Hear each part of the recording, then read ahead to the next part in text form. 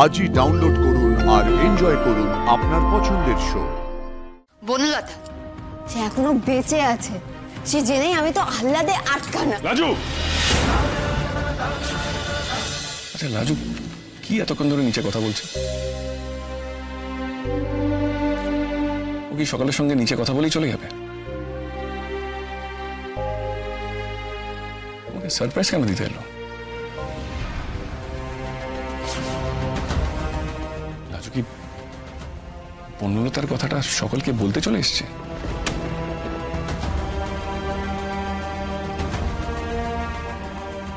আমি কিন্তু ওকে মানা করেছিলাম সবাইকে কথাগুলো বলতে। ওর এত সাহস হবে? ও এখানে এসে সবটা বলে দেওয়া সাহস করবে? নির্ঘাত তাই। নির্ঘাত লাজু কথাগুলো ওইখানেই বলতে এসছে।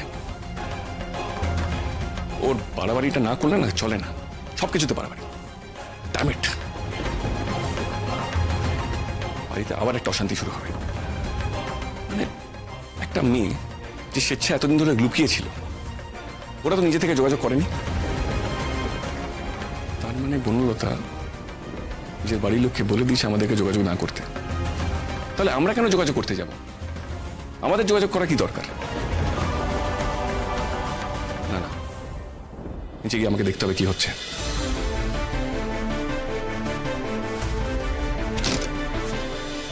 তারপর তো আমি তোমাদের ছেলেকে আমার বাড়িতে কায়দা করে ডেকেছিলাম গেল হপ্তায়। আর ওদিকে আমার বরটাকে আর ময়ূর দিদিকে ডেকেছি। ময়ূর? ময়ূর আবার কি?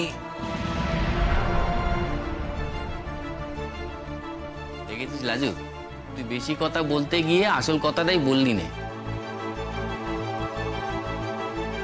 ওগো, টিচার দিদি তো আমাদের কাছে ওর ওই নামটাই বলেছিল, ময়ূরাক্ষী নাকি তার নাম।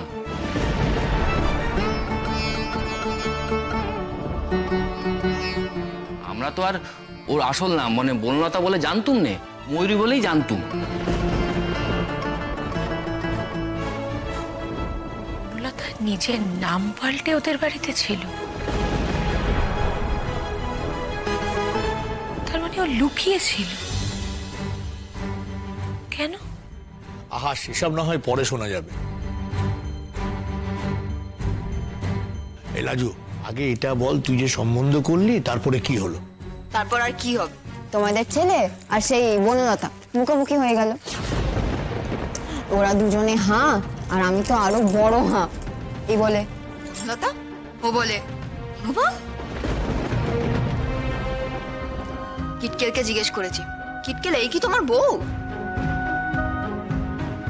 আর তারপর যাই কোথায়, দুজনে প্রথমে খুব ট্যান্ডাই ম্যান্ডাই করলো।